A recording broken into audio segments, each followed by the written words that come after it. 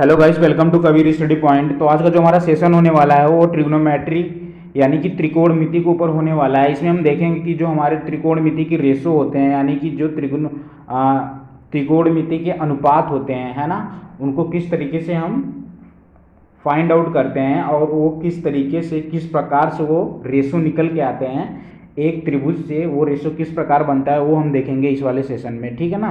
तो ये काफ़ी इंपॉर्टेंट सेशन है, इसे आप ध्यान से देखिए। इसके बाद ट्रिग्नोमेट्री का जो बेसिक कंसेप्ट होगा वो बिल्कुल आसानी से क्लियर हो जाएगा। तो यहाँ पर हम देख लेते हैं, यहाँ पर हमने एक छोटा सा पॉइंट लिया हुआ है, तो इसको समझना काफ़ी ज़रूरी है। तो यहाँ पर आप देख लीजिए कि यहाँ पर एक ट्रायंगल, राइट एंगल ट्रायंगल दिया हुआ है जहाँ पे ए बी सी है, बी इज ए परपेंडिकुलर और सी जो हमारा है वो एक एक्यूट एंगल फॉर्म कर रहा है। तो अब हमें यहाँ पर ये बताना है, ये वाला जो बेसिक कंसेप्ट है इसमें ये बताना है कि जो हमारा लंब है, कर्ण और आधार, ये कौन कौन सी भुजा है अगर हमें एक न्यून कोण सी दिया हुआ है तो, है ना।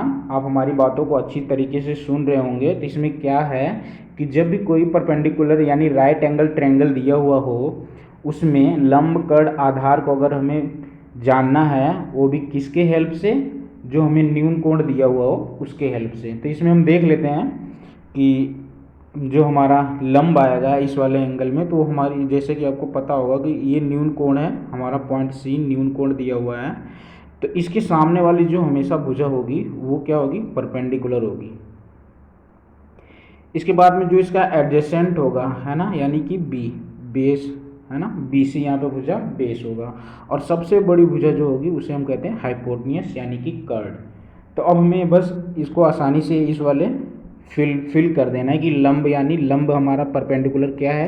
यहाँ पर आप ध्यान से देख रहे होंगे कि ए बी हमारा परपेंडिकुलर है।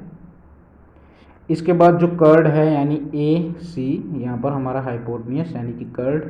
इसके बाद आधार क्या है, बेस, ये हमारा बी सी, ठीक है। तो इसी प्रकार से हम एक और ट्रायंगल्स के बारे में जान लेते हैं जहाँ पर हम कि point C acute angle first वाले में लिया था। इसके बाद हम सेकंड वाले में देख लेते हैं कि जो हमारा एक्यूट एंगल है वो एंगल ए को हम मान ले रहे हैं।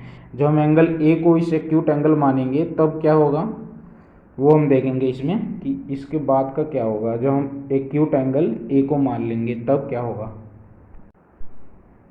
ठीक है। तो जो हम यहाँ पर इस वाले ट्रायंगल में देख रहे हैं कि एक ट्रायंगल ए बी सी दिया हुआ है जहाँ पे ए एक एक्यूट एंगल यानी कि न्यून कोण है। अब हमें इस एक्यूट एंगल के अकॉर्डिंग ही इस वाले जो लंब, कर्ण और आधार है ये बताने हैं, ठीक है ना। तो इस त्रिभुज में हमें लंब और कर्ण आधार बताने हैं with the help of A B C, एक राइट एंगल ट्रायंगल दिया हुआ जहाँ पर ए यहाँ पर एक न्यून कोण है। ये बातें ध्यान रखनी है, ठीक है ना। तो ए का जो सामने वाली भुजा होगी, जैसा कि अब आपको पता होगा कि जो सामने वाली भुजा होती है वो ऑलवेज परपेंडिकुलर होती है। तो यहाँ पर जो हमारा परपेंडिकुलर होगा वो क्या होगा, बी और सी।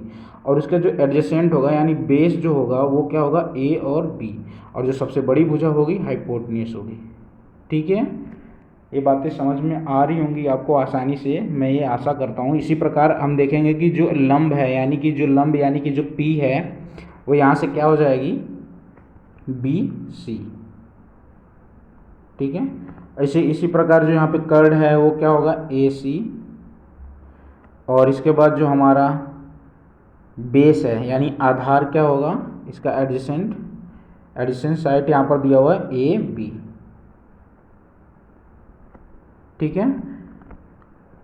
तो आई होप ये आपको बातें समझ में आई होंगी कि अगर हमें कोई राइट एंगल ट्रायंगल दिया हुआ हो, है ना, और उसके अंदर कोई भी पॉइंट, कोई सा भी साइड वहाँ पर, है ना, कोई सा भी बिंदु यानी कि कोई सा पॉइंट ए या सी, इन दोनों में से किसी में भी अगर न्यून कोण दिया हुआ हो तो उस न्यून कोण के अकॉर्डिंग ही हमें कर्ण, लंब और आधार को बताना होता है, ज्ञात करना होता है ना। तो इसी प्रकार हम अब अपने नेक्स्ट स्टेप पे चलते हैं जो कि काफ़ी इंपॉर्टेंट होने वाला है। अब यहाँ से अगर आपका ये चीज़ क्लियर हो गया कि हम एक त्रिभुज में अगर हमें कोई न्यून कोण दिया हुआ हो तो वहाँ से किस प्रकार लंब, कर्ण और आधार को निकालते हैं, तो ये वाला कंसेप्ट अगर समझ में आ गया तो अब आप ट्रिग्नोमेट्रिक रेशो आसानी से निकाल सकते हो और ज्ञात कर सकते हो, है ना। तो यहाँ हम देख लेते हैं जैसे कि ट्रिग्नोमेट्रिक रेशो क्या होते हैं। तो साइन, कोस और टेन के फॉर्म में होता है। तो इनके बारे में हम जानेंगे इसमें कि क्या होते हैं ट्रिग्नोमेट्रिक रेशोज, है ना। तो साइन, कोस, टेन और साइन का जो अपोजिट बनता है उसे हम कहते हैं कोसाइन, है ना। और कोस का जो अपोजिट होता है उसे कहते हैं सेक, और टेन का अपोजिट कोट, है ना। बातें शायद आपको याद होंगी। तो अभी हम जो अपना नेक्स्ट प्रोसेस है उस पर चलते हैं और देख लेते हैं कि किस तरीके से ट्रिग्नोमेट्रिक रेशो को हम फाइंड आउट करते हैं। तो यहाँ पर जैसे कि हमने एक और ट्रायंगल लिया हुआ है, और यहाँ पर हमने जो मेन कंसेप्ट है यानी ट्रिग्नोमेट्री का रेशो का मेन पार्ट है उसके बारे में हमने यहाँ पे लिखा हुआ है। तो यहाँ पर हम जैसे कि देख रहे हैं कि हमारे पास ट्रायंगल है, right angle triangle A B C, जहाँ पे बी है परपेंडिकुलर। तो यहाँ पर जो हमारा ए बी है यानी इसको हम देखेंगे तो यहाँ पर जो हमारा पॉइंट सी है वहाँ पर एक न्यून कोण बन रहा है, न्यून कोण बन रहा है यानी एक्यूट एंगल शो कर रहा है। तो इस पॉइंट सी के अकॉर्डिंग ही यहाँ पर हमने ये, है ना, यहाँ पर हमने ये शो कर रखा है कि ये हमारा ए बी परपेंडिकुलर है, और ए और सी यहाँ पर हाइपोटेन्यूस है, बी और सी बेस है ना। बेस को एक और नाम से हमने यहाँ पर परफॉर्म किया है एल के ए, जैसा कि आपको पता होगा ए बी यानी परपेंडिकुलर जिसे हम लंब कहते हैं उसको एल से डिनोट किया हुआ है। इसके बाद हम जो ए सी है उसको के यानी कर्ड से डिनोट किया हुआ है, यानी हाइपोटेन्यूस को कर्ड कहते हैं। इसी प्रकार जो हमारा बी और सी है ना, उसको हम जो यहाँ पर ए जो बना हुआ है इसको हम कहते हैं आधार, है ना। तो इसी लंब कर्ड और आधार के रूप में इसे यहाँ पर व्यक्त किया हुआ है हिंदी के फॉर्म में, ठीक है ना। तो इसी प्रकार हम देख लेते हैं कि साइन सी बराबर हमारा क्या होता है। साइन सी बराबर होता है हमारा कि परपेंडिकुलर और हाइपोटेन्यूस, ठीक है ना। तो इन सभी रेशो को ध्यान रखना है कि साइन सी, यहाँ पर हम जो साइन सी देखेंगे तो परपेंडिकुलर और हाइपोटेन्यूस, है ना। तो परपेंडिकुलर और हाइपोटेन्यूस, तो मैं यहाँ पे भुजा नहीं लिखूंगा, सीधे ही हम परपेंडिकुलर और हाइपोटेन्यूस या फिर लंब कर्ड और आधार इस रूप में लिखेंगे, ठीक है ना। तो यहाँ पर जैसे कि पता है आपको कि हमारा साइन सी बराबर क्या होगा, है ना, और ये एडजेसेंट है जैसा कि आपको पता है, और सबसे बड़ी वाली भुजा क्या होती है, हाइपोटेन्यूस होती है। तो इसी प्रकार हम यहाँ पर साइन सी बराबर देख लेते हैं क्या होगा। साइन सी अपना होगा P over H, P over H, ठीक है। साइन सी बराबर जो हमारा सी एक एक्यूट एंगल है उसके अकॉर्डिंग उसके अनुरूप हम ये लेके चल रहे हैं कि साइन सी बराबर पी ओवर एच होता है। तो यहाँ पर हमने पी यहाँ पे क्या दिया हुआ ए बी, है ना, और एच जो है ए सी है। ये आपको बातें ध्यान रखनी है। इसको हम और क्या क्या लिख सकते हैं, इसको हम एल ओवर के भी लिख सकते हैं, ठीक है फ्रेंड्स। आई होप ये बातें आपको समझ में आ रही होंगी। इसी प्रकार हम कोस जो है कोस सी को हम क्या लिख सकते हैं, जो हमारा कोस सी होगा उसको हम और क्या लिख सकते हैं, यहाँ पे देखेंगे ध्यान से। इस बिंदु को हम और क्या लिख सकते हैं, कोस सी को हम और क्या लिख सकते हैं, बी ओवर एच, ठीक है ना, यानी बेस और हाइपोटेन्यूस। तो यहाँ पे हमने लिख दिया बी ओवर एच, है ना। और इसको क्या लिख सकते हैं, बी को हम ए भी लिख सकते हैं यानी आधार बट्टे कर्ड के, है ना। आई होप ये बातें आपको समझ में आ रही होंगी कि हम इन रेशो को कैसे निकाल रहे हैं, यानी कि कैसे हमें जो हमारा ट्रायंगल था उसके बेस पे हम कैसे इन रेशो को निकाल रहे हैं। तो ये बातें हमें ध्यान रखनी है कि लंब आधार कर्ड क्या होता है। आप इसके बाद इन रेशो को आराम से निकाल सकते हो, उन्हें याद कर सकते हो, है ना। इनको याद करना ही पड़ेगा। जैसे टेन सी है तो टेन सी को हम क्या लिखते हैं, पी ओवर बी।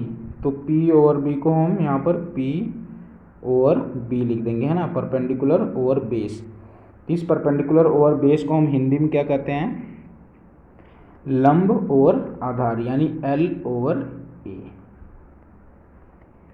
ठीक है फ्रेंड्स। तो इसी प्रकार हम अपने नेक्स्ट वाले स्टेप पे चलते हैं जो होता है कोसेक सी, है ना। कोसेक सी को हम कैसे लिखेंगे ये देखेंगे ध्यान से। जैसा कि पता होना चाहिए कि जो हमारा कोसेक सी होता है वो अपोजिट वाला होता है, यानी कि जो हमारा साइन होगा उसका अपोजिट जो रेशो बनेगा वो हमारा कोसेक कहलाता है ना। तो जो साइन हमारा पी ओवर एच आया था तो इसका क्या होगा, एच ओवर पी, ठीक है। तो इसी प्रकार हम यहाँ पर हिंदी में देख लेते हैं कि एच ओवर पी को हम क्या कहते हैं। जैसे पी जो है अपना ये क्या हो जाएगा, है ना, यहाँ पर L हो जाएगा और हाइपोटेन्यूज को हम क्या कहते हैं, K।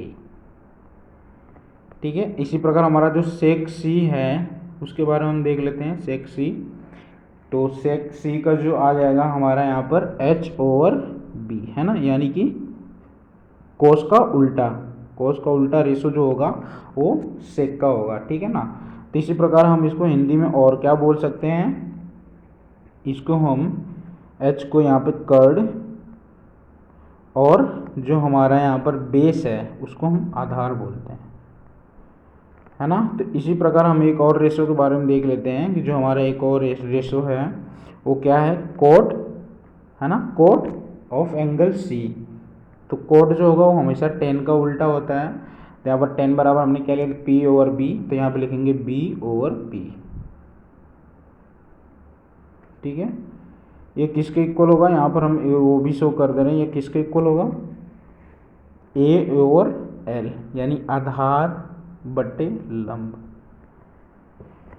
है ना दोस्तों। तो आई होप ये बातें आपको समझ में आई होंगी अच्छी तरीके से, है ना। अगर आपको वो जो ट्रिग्नोमेट्री वाला जो ट्रिग्नोमेट्रिक रेशो है उनको अगर याद करने हैं, अगर उनको सीखना है, तो वो लंब कर्ण आधार आपको आना चाहिए। कि अगर कोई न्यून कोण हमें एक त्रिभुज में न्यून कोण दे दिया हो, उसके आधार पे हम लंब कर्ण और आधार किस प्रकार से निकालते हैं, किस प्रकार से ज्ञात होता है। और साइन कॉस और टेन, है ना, कोसेक सेक और कॉट, इन सभी का रेशो आपको जरूर याद होना चाहिए, है ना। जैसा कि हम इनके ही टाइप्स के क्वेश्चंस एग्जाम में इन्हीं पे बेस्ड क्वेश्चंस तैयार होते हैं।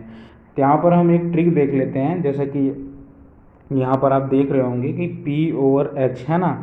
तो यहाँ पर एक ट्रिक देख लेते हैं जिसको हम याद रख सकते हैं, है ना, जिसको हम एग्ज़ाम के दौरान याद रखें ताकि वो भूलें ना।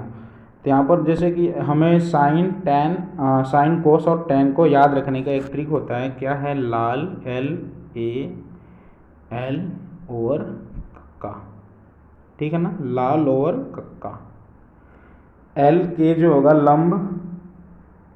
लंब और कर्ण, ये अपना हो जाएगा साइन, है ना। और इसके बाद ये जो आधार और कर्ण हो जाएगा अपना कोस, लंब और आधार ये हो जाएगा अपना टेन, है ना। तो आई होप ये ट्रिक आपको आता होगा, अगर नहीं याद है तो ये याद कर लीजिए, लाल और कक्का।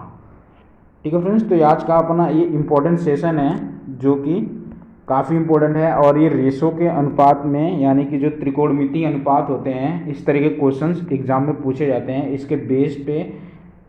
इसके बेस पे ही एग्ज़ाम में क्वेश्चंस आपको पूछने को मिलेंगे। तो मैं उम्मीद करता हूँ ये आपको समझ में आया होगा। अगर नहीं समझ में आया तो इन वीडियो को रिपीट कीजिए और ध्यान से देखिए, ये आपको ज़रूर समझ में आएगा। और अगर वीडियो अच्छी लगी तो इसे लाइक करें, अपने फ्रेंड जोन में इसे ज़रूर शेयर करें, है ना। एक बार मैं फिर से बोलूँगा कि इसको 1 से 2 बारी देखिए। अगर नहीं समझ में आया होगा तो सबसे पहला बात यह है कि इस ट्रायंगल को सबसे पहले क्लियर कीजिए कि अगर हमारे राइट एंगल ट्रायंगल में अगर कोई भी एक्यूट एंगल दिया हुआ हो तो उनका रेशो यानी लंब आधार कर्ण हम किस तरीके से निकालते हैं, किस तरीके से उनको चेक कर सकते हैं, है ना। तो उसके अनुसार हम यहाँ पर ट्रिग्नोमेट्रिक रेशो को निकाल सकते हैं, उन्हें याद कर सकते हैं, उन्हें लर्न कर सकते हैं ईजी तरीके से। और इस ईजी तरीके से जब याद करोगे तो आपको एग्ज़ाम में ट्रिग्नोमेट्री से डर नहीं लगेगा। तो इसी प्रकार ये जो सेशन है ये काफ़ी इंपॉर्टेंट है और इन रेशो को आप याद कर लीजिए with the help of trick. जैसे लाल कक्का हो गया, पाकिस्तान भूखा प्यासा, हिंदुस्तान हरा भरा, है ना। तो इसी प्रकार का जो ट्रिक होता है काफ़ी इंपॉर्टेंट होता है इन रेशो को याद करने के लिए। तो रेशो में ज़्यादातर यही होता है कि ट्रिग्नोमेट्री में कि आप इन्हें जो फॉर्मूले हों उन्हें याद करिए, है ना। तो ये काफ़ी इंपॉर्टेंट है। अगर वीडियो अच्छी लगी हो तो लाइक करें, अपने फ्रेंड जोन में जरूर शेयर करें। मिलते हैं नेक्स्ट सेशन में, तब तक के लिए थैंक्स फॉर वॉचिंग।